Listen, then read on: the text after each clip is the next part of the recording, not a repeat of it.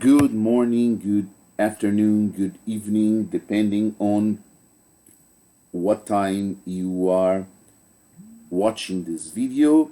I am Professor Ruben Ramos, and this is another asynchronous class of uh, superhero comic books in nowadays society.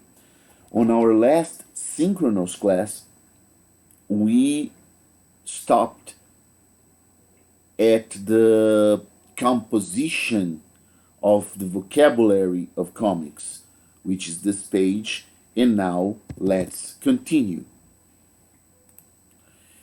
Uh, we were talking about the vocabulary of the language called comics and defining that a single unified language deserves a single unified vocabulary. Let me see if I can amplify this a little bit because I think it was too. Oh, now it's better. Without it, comics will continue to limp along as the bastard child of words and pictures. Several factors have conspired against comics receiving the unified identity it needs, and among them lie some of our very best instincts. Both artist and writer begin, hands joined across the gap, with a common purpose: to make comics of quality. Here we have the arty, and the arty. Here we have arty as the artist, and here we have Rita as the writer. So take a look closely, and you will see that Artie, as the artist, is responsible for the drawings, the pictures, the iconic symbols. Let's call it like that. And Rita is responsible for the arguments, for the phrases, for the words that are going to be used in the comics. Good. The artist knows that this means more than just stick figures and crude cartoons. He sets off in search of a higher art. The writer knows that this means more than just oof, pow, blam, and one-a-day gags. She sets off in search of something deeper. In museums and in libraries, the artist finds what he's looking for. He studies the techniques of the great masters of Western art. He practices night and day. She too finds what she's looking for in the great masters of Western literature. She reads and writes constantly. She searches for a voice uniquely hers. Finally, they are ready. Both have mastered their arts. His brushstroke is nearly invisible in its subtlety, the figures pure Michelangelo. Her descriptions are dazzling. The words flow together like a Shakespearean sonnet. They are ready to join hands once more and create a comics masterpiece. But here is what really happens. Can you take a look on how far Artie and Rita are from one another? There's a huge gap in between, right? Okay. And this gap also represents the movement that we as readers do, not only with comics but also with comics, when we go from left to right, when we go from the abstract to the concrete, to the real. Pictures are received information. We need no formal education to get the message. The message is instantaneous. Writing is perceived information. It takes time and specialized knowledge to decode the abstract symbols of language.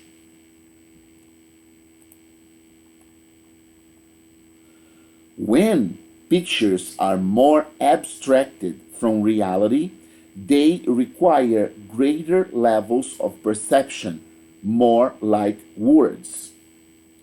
When words are bolder, more direct, they require lower levels of perception and are received faster, more like pictures.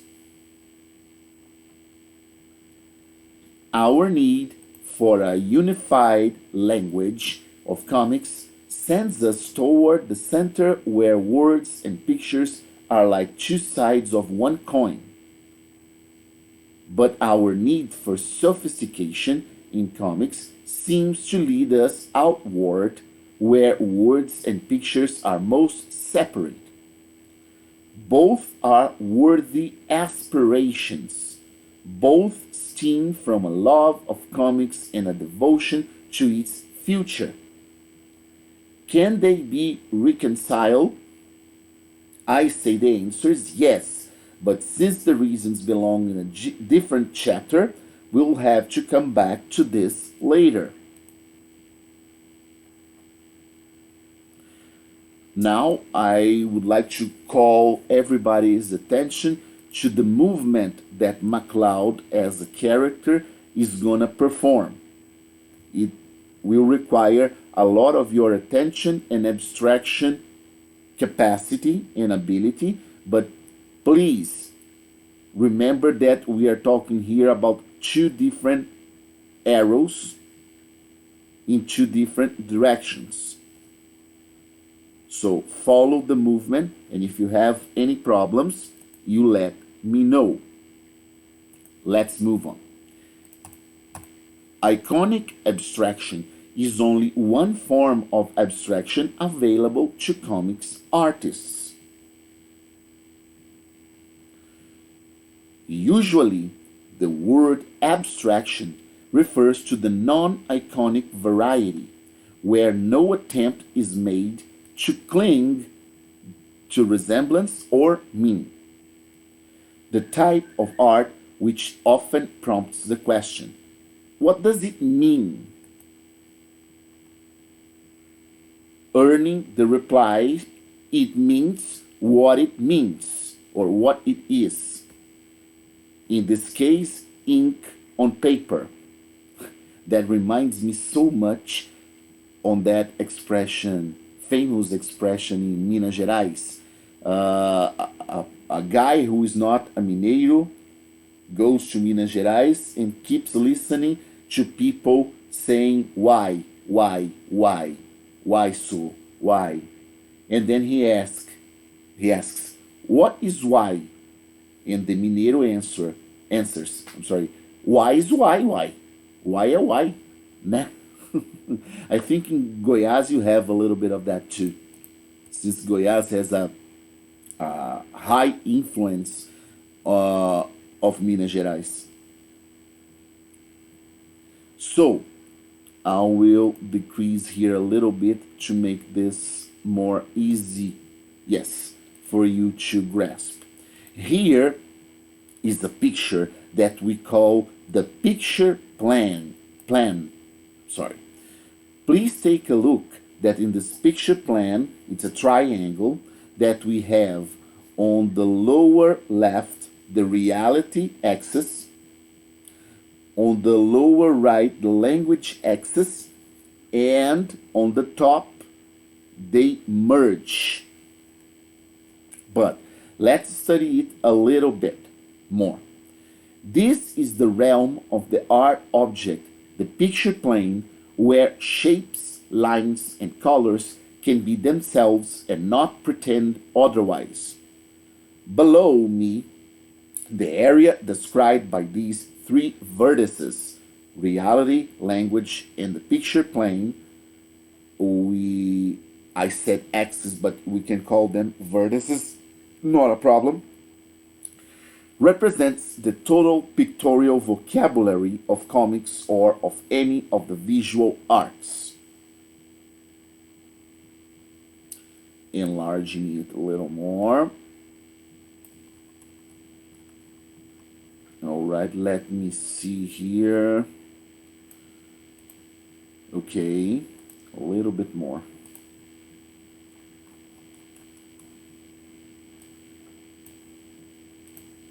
Right.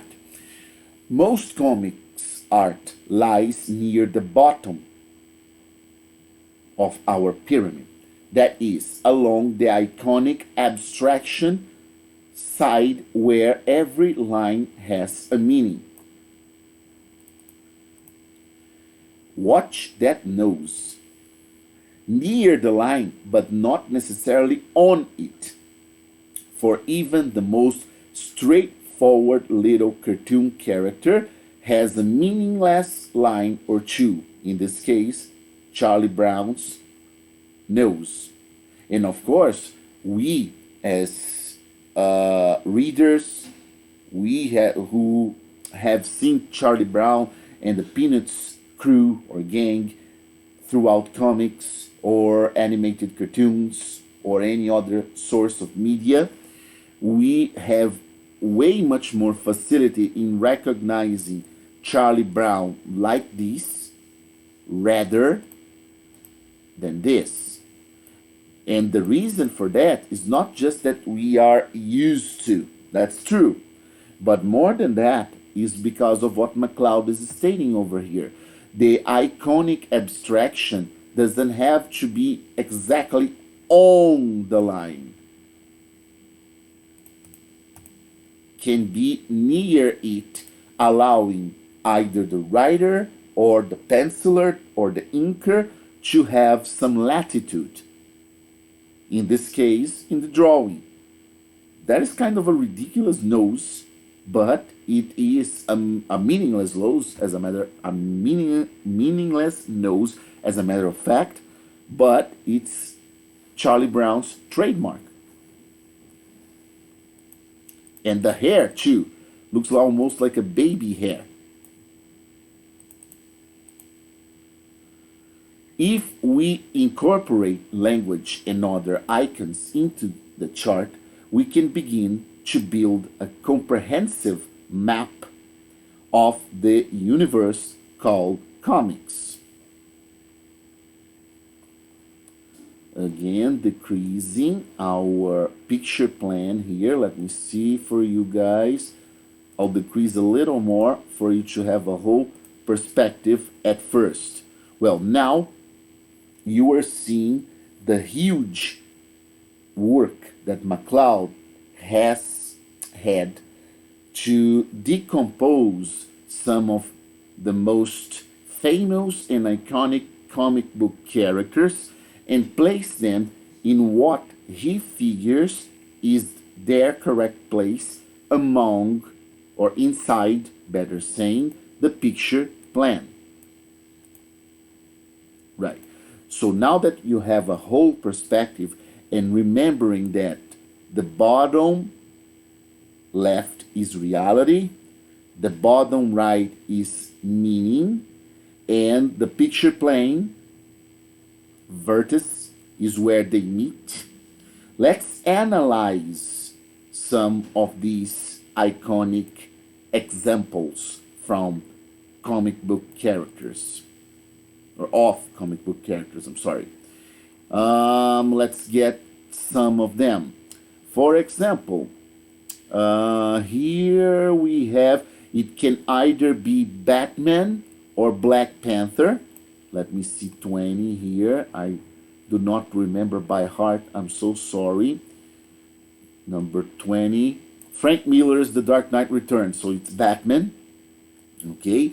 Take a look at Batman here by Frank Miller is placed in our picture plan in the almost in the middle of the triangle shape. But a little bit towards the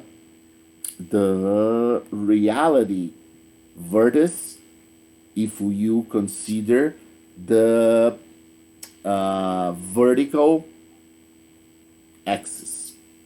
So it means if we interpret that this particular drawing of Batman has a visual concept a little bit more towards reality, the realistic photograph, let's call it like that.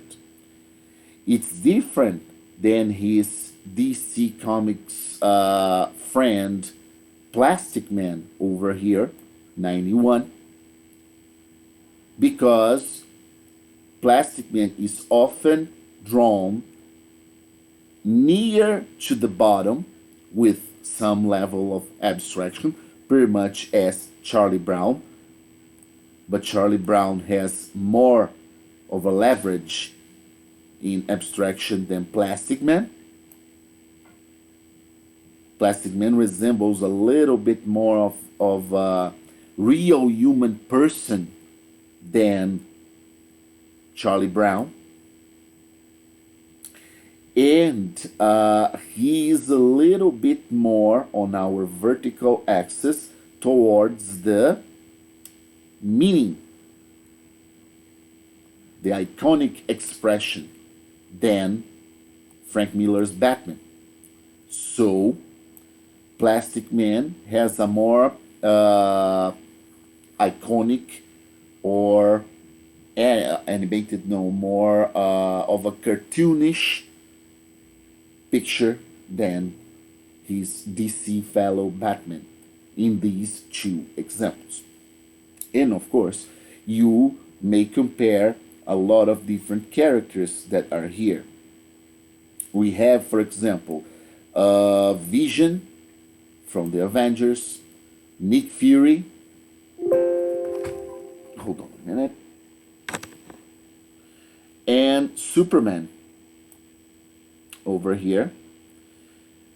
And if we compare those three examples with Tintin, Mickey Mouse, and Popeye, you're gonna take a real good idea on the difference that pencilers and inklers can portray when they achieve their art. Some storylines require that the characters are drawn in a more realistic way, and some in a more meaningful way. Depend on the story arc, depend on the argument. And that is another reason why penciler and inkler and writer have to work together to extract the best of what they can from a storyline in comic books. With that in mind, I will close our asynchronous class, and I'll see you all this Friday. Thank you so much. Have a nice week and see you in 2 days. Bye bye, guys.